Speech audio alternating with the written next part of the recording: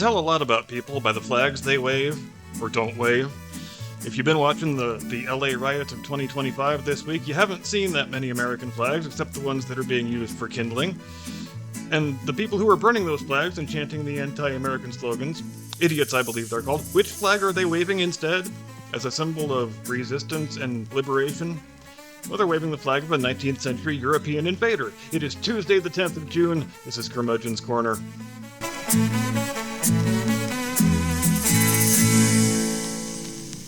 From high atop the battlements of Castle Curmudgeon, where if we have learned any important life lessons in the last several days, it's never hire a robot taxi if you don't wish to be driven right into the middle of the Mexican Intifada. Am I right? Good evening, Mr. and Mrs. America and all ships at sea. Good afternoon, Mr. and Mrs. America and all ships at sea. I meant to say, welcome to Curmudgeon's Corner. Let's talk about unintentional irony.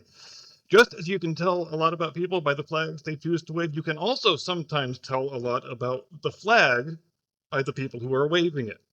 And think back to every foreign pro-democracy movement that has happened within your living memory. Every instance where a country's people took to the streets to raise their voices against tyranny and oppression.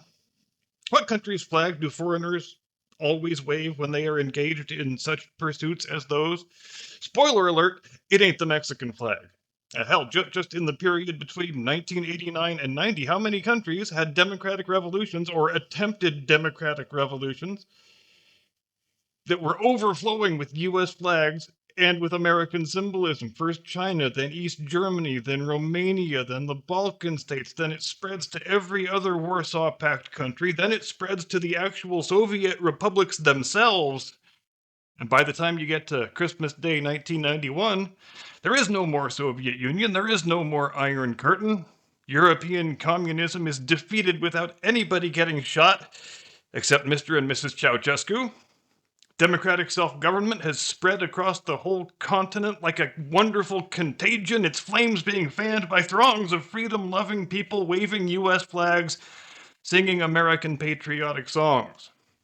So how can so many people in our own country view that same banner as a symbol of evil and despotism? Well, the short answer is because they're idiots. And they've been conditioned to be idiots.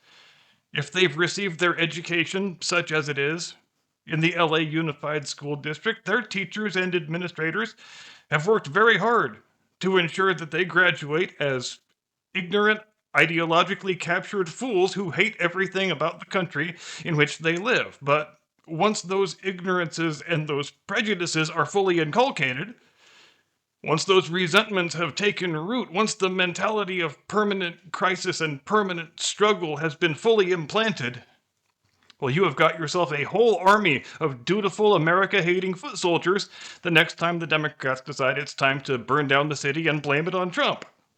But since this is only a 10-minute program, I think, let's cut directly to the chase and call things what they are.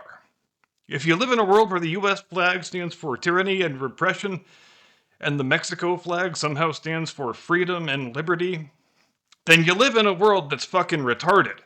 But as a basic public service, since your teachers didn't teach you anything except, I don't know, how to jam a dollar bill into a drag queen's thong, I guess the duty falls to me, and how lovely that is.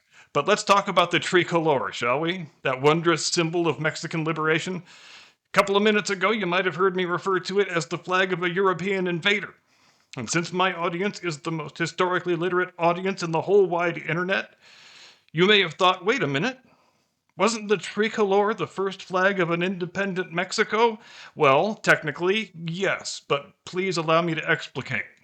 It's 1821. The Spaniards have been in Mexico in particular, and Latin America more broadly, for going on 300 years now. But they can also see that as colonial empires go, they have seen better days.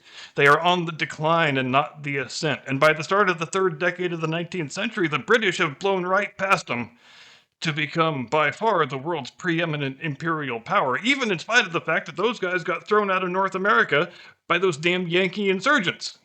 So, to use our current day geopolitical parlance, the Spaniards are in the mode of managed decline now. That we know the empire is pretty much doomed, but we would like to drag things out for as long as possible just in case we find more gold. And the cost of directly administering these overseas territories from all the way here in Madrid is getting to be a real pain in the ass. So how about let's pretend to give Mexico their independence, give them their nominal independence, and we will make them administer the thing. We'll go the whole 9 yards. It'll be great. We'll even put a crown on some guy and call him Emperor of Mexico. It will all be very convincing. And look, we've been in this place for hundreds of years now. We've got a well-developed Spanish-Mexican ruling class that can help look after these things for us.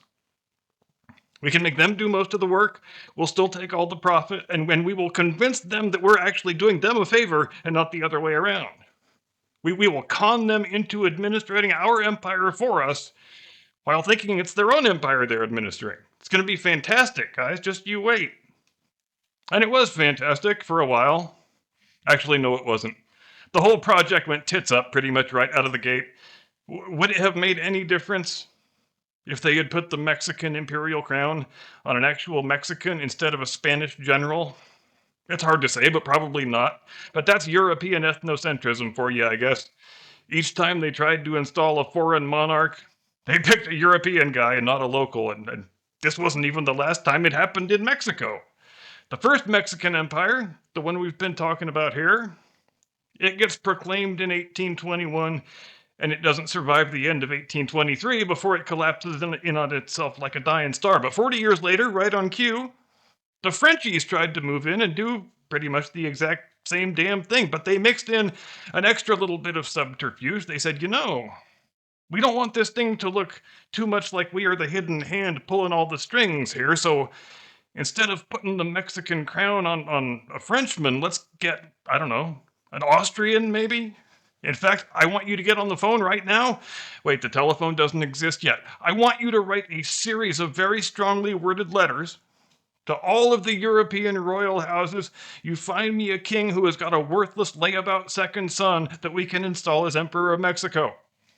And so, dutifully into the breach steps 28-year-old Archduke Ferdinand Maximilian Joseph Maria von Habsburg Lothringen, brother of Emperor Franz Joseph I, and, fun fact, great-granduncle to Archduke Franz Ferdinand. And again, would the thing have worked out better if they had put the Mexican crown on a Mexican? I guess it's possible that it might have been less disastrous and shambolic than it wound up being, but let's face it, it was still an intractable part of European thinking in those days that you can't simply elevate a non-royal person to royal status. Are you freaking kidding me? A guy with European blue blood will always be a preferable choice over some swarthy, uncouth local type, even if it means enthroning a total doofus like the Austrian emperor's little brother. So, was the second Mexican empire more successful than the first one? Not really.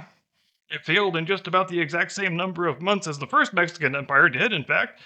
Emperor Maximilian winds up getting stood up against a wall and unceremoniously shot by the rebels, though he did die a very brave and honorable death, and you can't take that away from the young man.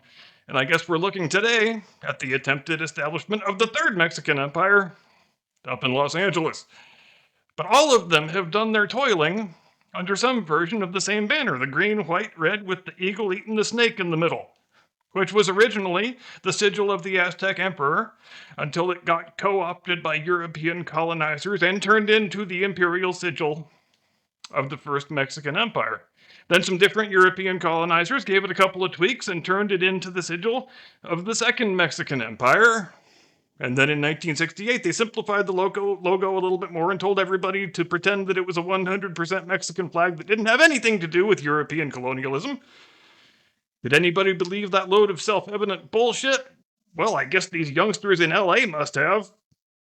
I'm just glad we have such a well-functioning society that even in the midst of widespread civic unrest, you can still get 3 pallets of cinder blocks delivered to a random street corner right in the middle of the riot zone. Man, aren't these organic grassroots protests just the best thing ever? Oh, also, you guys are still speaking the language of the European colonizer, in case you didn't realize it, in addition to waving his banner, and it's just a weird way of celebrating indigenous liberation is all I'm saying.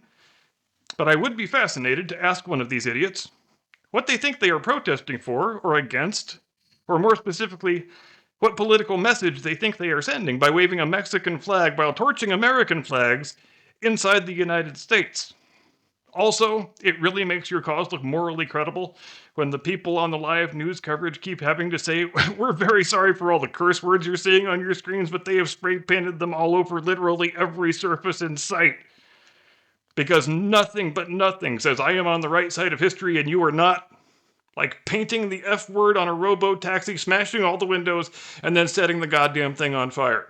And by God, CNN will be right there to call it mostly peaceful protest. And besides, let's look on the bright side of things. At least the graffiti is still in English. That's all I've got. I'm done now. See you tomorrow. Get the hell off my lawn.